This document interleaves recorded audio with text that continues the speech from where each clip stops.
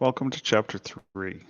I'm going to make this chapter fairly brief because I will assume that all of you have taken organizational behavior. And certainly if you've worked for an organization before, you understand about structure and culture. And this is something you would have taken, like I said, in an organizational behavior course. So I'll just go a little lighter on the details, but we'll also discuss certain details more in depth during the live lecture. So chapter number 3, this is how it fits into our map. We're going to talk about different types of organizational structures or management structures and their strengths and weaknesses. And again, I'm not going to go through and read the list. We're going to talk about matrix. We're going to talk about projectized and the traditional organizational hierarchy. And each one of them has pluses or benefits, and each one of them has minuses or weaknesses. So these are the three: functional, dedicated, which is also sometimes referred to as projectized, and then 3 forms of matrix structure. Don't be so much focused on the 3 different types of matrix structure as far as what's weak, what's balanced, and strong. They're shades of gray, but understand what a functional, what a dedicated, and what a matrix structure is. Functional. This is something you're probably quite used to. You have an organization, you have an accounting department. That's a functional structure. Even to a degree, when the schools are broken into business, engineering, nursing, whatever the case may be, communications, those are functions. And you have a hierarchy, and it's a traditional organizational chart, which I believe most, if not all of you have seen. And you have people like, say, at post-secondary schools, where you have faculty and admin who report to a chair, chair reports to a dean reports to a vice president reports to a president, and a president reports to the board of directors. But it's broken down by functional area. So schools, post-secondary schools, are very much based on functional organizational structures, as are a lot of corporations, unless they're very project-oriented, like a Microsoft or an Apple or things like that. So here's what I was talking about.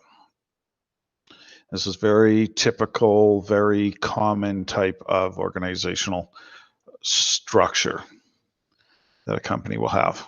And they can use blends of these. It doesn't all have to be purely functional or purely matrix, or there can be functions blends between functional, matrix, and projectized. Advantage: it's very stable.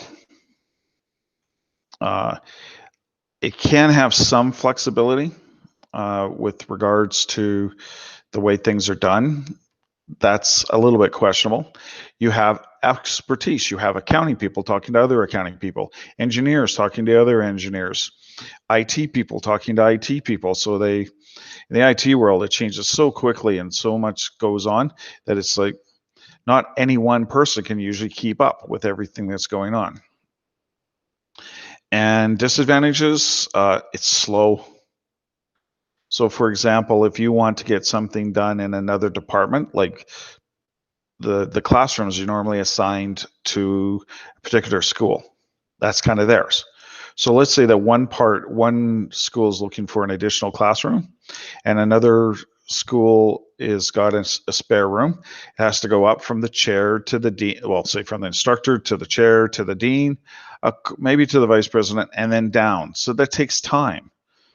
I know that one of the schools is lacking lab space, and another area has a lab that's used in a 40-hour week, or actually 50-hour week, is using it maybe 8 or 10 hours. So they got 40 hours of lab time available. And the other area is scrambling. They're at capacity for lab. And then it's very convoluted or processed to have one area use the lab that the other area has been assigned. It might sound simple, but they don't even know that it exists. I happen to because I teach in both areas. So dedicated teams, or sometimes called projectized, is you separate. You take the accounting person out of the accounting department, usually even physically. You take the engineers and you actually put them in a separate area. Some organizations will do this on a permanent basis. I know one school, they've got a project management team, which is about 6 to 8 people. And all they do is they work on projects because the school's big enough, they always have projects.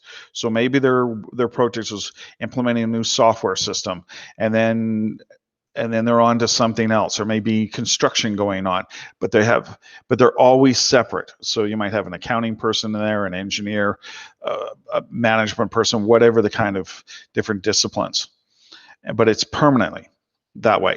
Another version of that is you're going to develop the new iPhone, the iPhone 12. So you create a team for that, and they work on that. And then when the iPhone 12 is ready to hand over to the production people, the operations people, that team can disband. And then somebody will start working on the iPhone 13 or the PlayStation 5 or whatever the case may be. So you keep it separate from the rest of the organization. And this is where a term called secondment means. Secondment means you take a person from marketing, you second them to the project team. Now this is, say, done for whatever length of time. It could be a week, but say 3 weeks, 6 weeks, or 6 months, a year, 2 years, and then they go back to their previous job. This happened a lot when I worked for the Alberta government. They seconded people.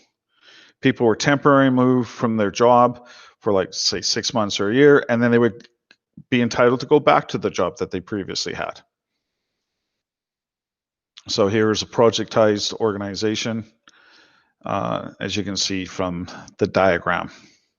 So you've got the project manager as an engineering person, a manufacturing person, a procurement person, and some subcontractors. And then, all right, it tends to be simple. It's very agile. Those people in that team tend to or can develop close-knit cohesion, and they still get the expertise of from the various areas. It can tend to be expensive because you may not have necessarily a full-time position for them, but let's say you need somebody for 25 or 30 hours a week. Like, it's hard to find somebody for 25 or 30 hours a week. They say, I need a full paycheck. There can also be a lot of internal strife, as people may experience with developing your teams. They may not have all of the expertise. And once the project's over, now you're going back, and your area may have changed dramatically depending on the length of time, and you're perhaps bumping somebody that was in doing your old job for the last 6 months, and you don't like the way that they've been doing it, and maybe they did it better, maybe they did it worse. So it can be very difficult. The excitement of the project, and now you're going back to the humdrum. You've all experienced that, where you've had something exciting and now it's just routine. Matrix is a kind of a cross between the two. It can be very difficult. For example, when I worked at the psychiatric center, when I was the administrator of the psychiatric center, we would have, say, our cleaning staff. Now, the cleaning staff would report to the person who was in charge of housekeeping, but they would also report to the nurse, because they were put on teams to serve, say, certain clients. And so they were part of the care team, because this psych center was for what they call psychosocial rehabilitation. What that means are people who have issues with anger management, money management, personal hygiene, all these kind of what we call activities of daily living. So part of what they were taught or trained to do was clean. Like, not leave dishes hanging around, learn how to do their laundry, learn how to, dress themselves appropriately, and like with clean clothes, etc. So they had 2 managers two bosses, and it can be very difficult. I had a job one time, also in psychiatry, where I was the administrative department head. My boss was a psychiatrist, but my other boss was the vice president of medical. So I had two bosses, and sometimes they didn't communicate that well. In fact, one of them told me one time, we're just going to tell you what the things that need to be done. You need to figure out what's important. We're not going to tell you. We're going to see if you're capable of prioritizing what you need to do. So it can be very difficult for some people. It was a challenge for me. You can have a lot of conflict with it, and now you've got two bosses.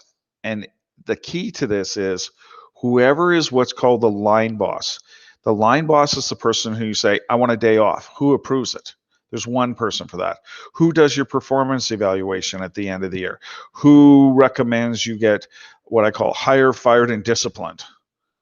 And things along that line. That's what people will report to. All right. So here's just an example of it.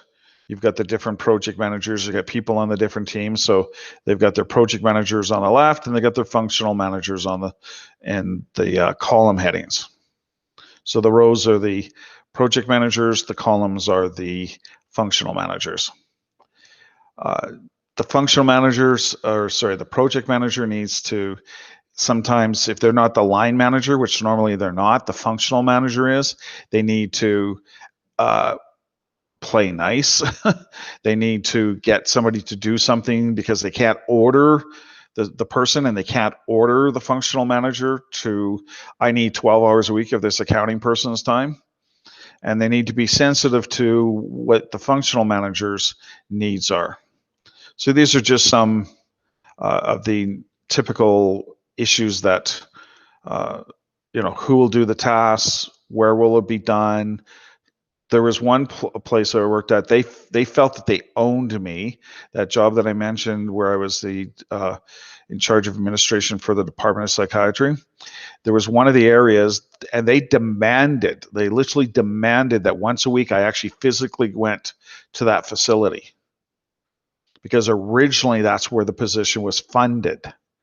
And so I actually took that funding out, or I moved it from that budget line to another budget line, and they were not happy.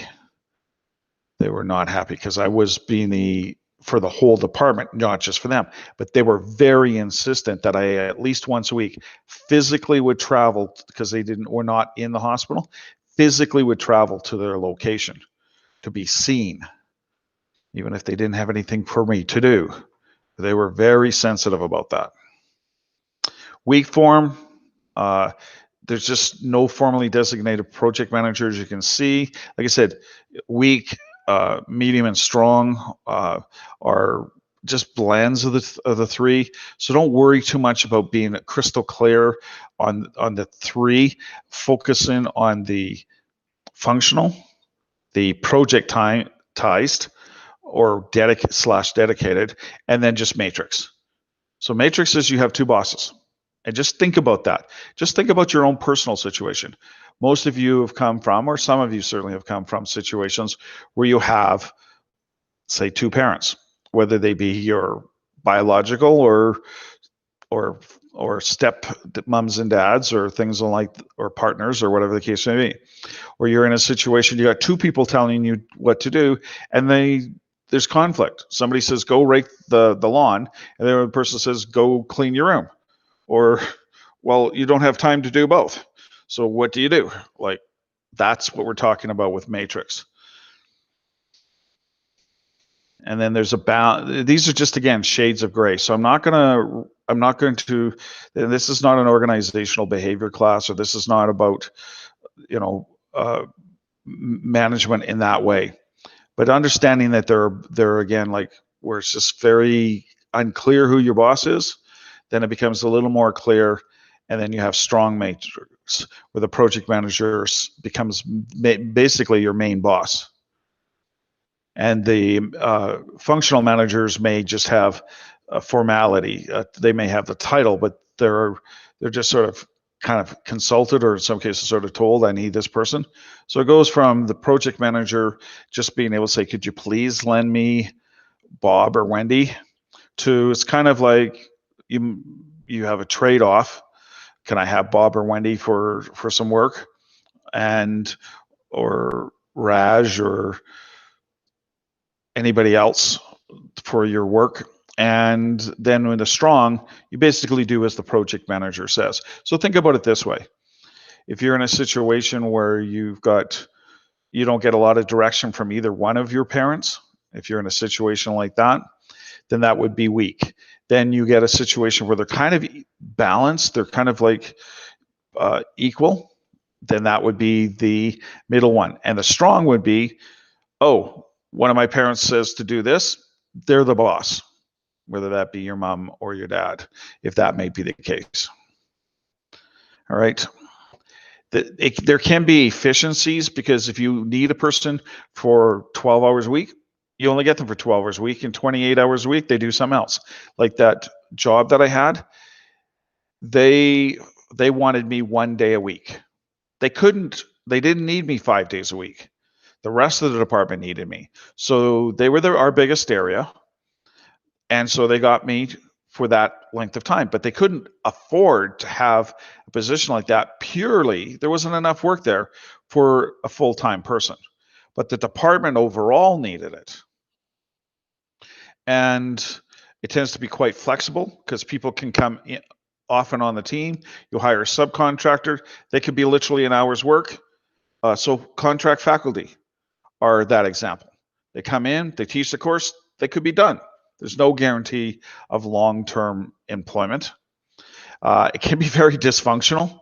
It can be a lot of conflict, especially if people are not used to this. You got to realize there's a lot of people that are working who've never taken an organizational behavior class, and they're not used to having like multiple bosses. It can be a lot of infighting. It can be very stressful for everybody. And especially at the start, where people are not clear. That was my experience at the psychiatric center when we started developing care teams. People didn't know what their roles were anymore. I've got 2 bosses. I don't know what to do. They were really scared. It takes time and you need to educate these people and explain to them. So a project management office is just a centralized location. You can be, and again, don't worry about this bottom part, this weather station control tower resource.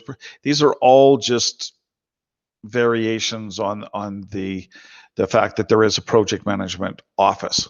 And these people, this is the example where I said where there's like 6 to 8 people at this one post-secondary school that I'm aware of, and those people only work on projects. And that would be a project management office.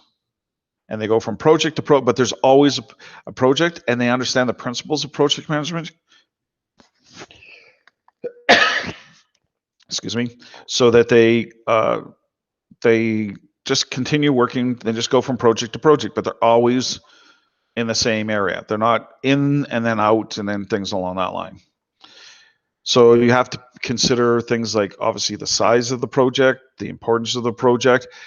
Is your company ever done anything like this before? Do you actually have the expertise to do things like this?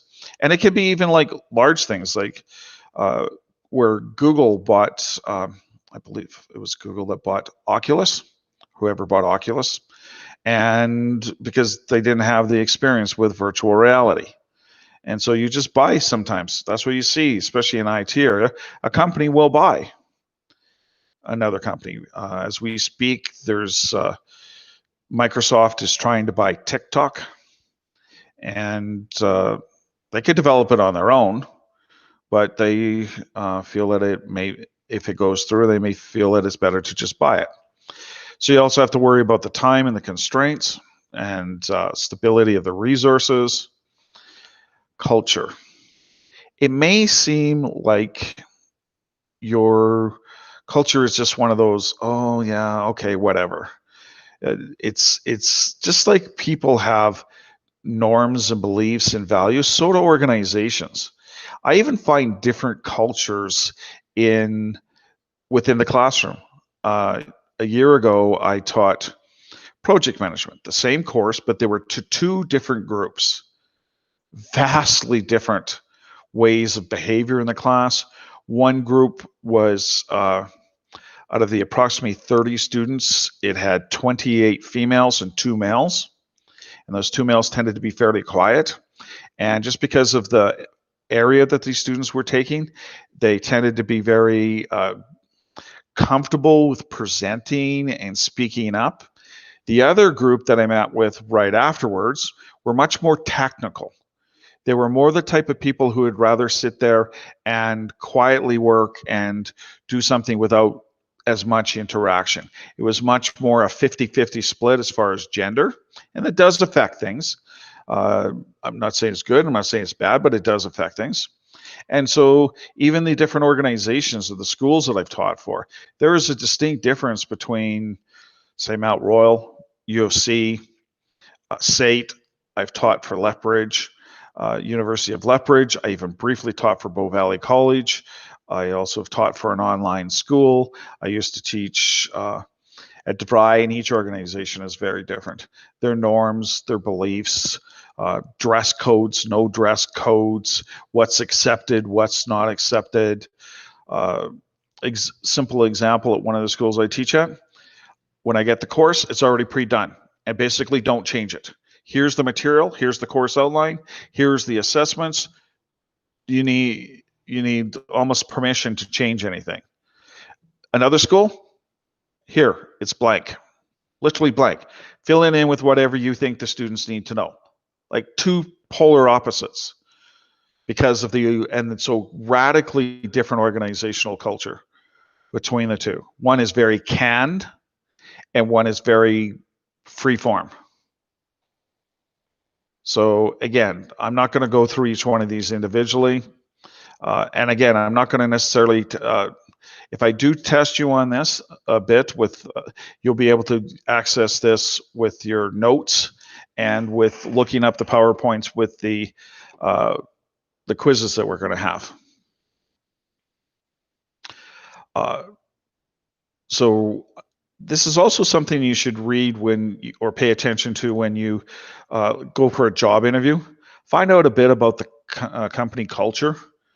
I actually know one student who left the organization because the employees were being physically abusive to other employees.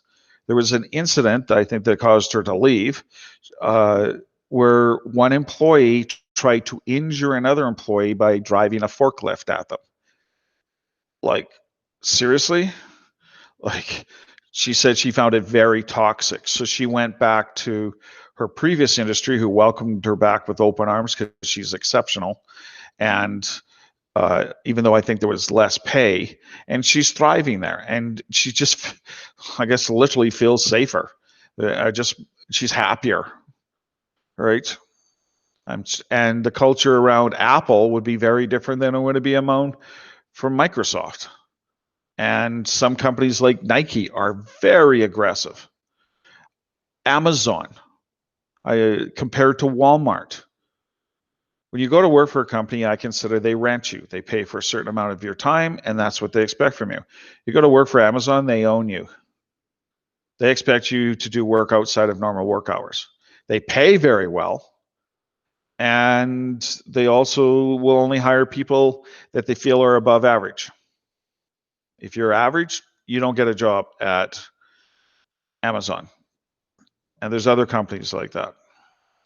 So here's just some characteristics that you can just to sort of make it a little bit more tangible rather than just theoretical. This is on Power Corporation, a very large Canadian corporation.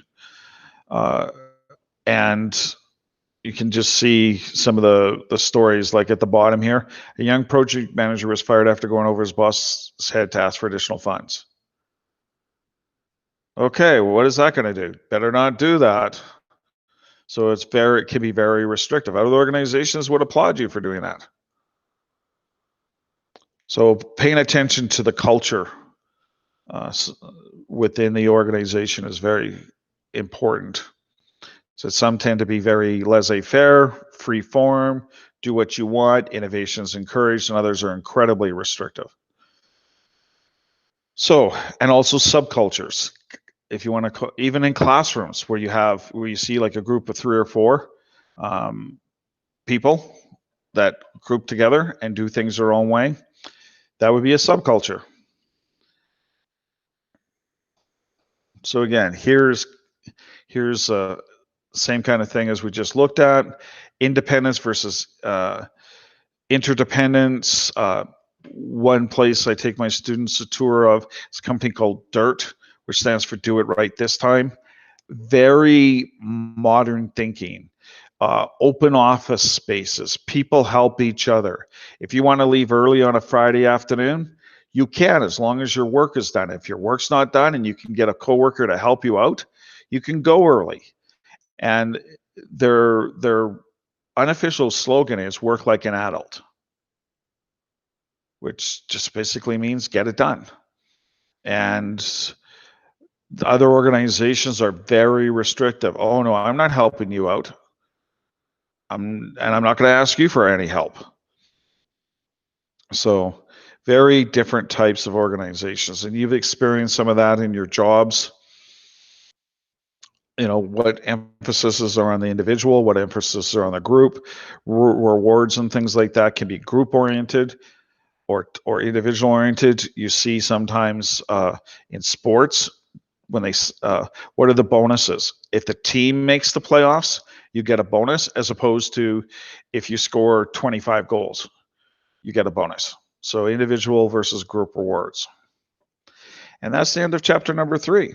I hope I've made things clear.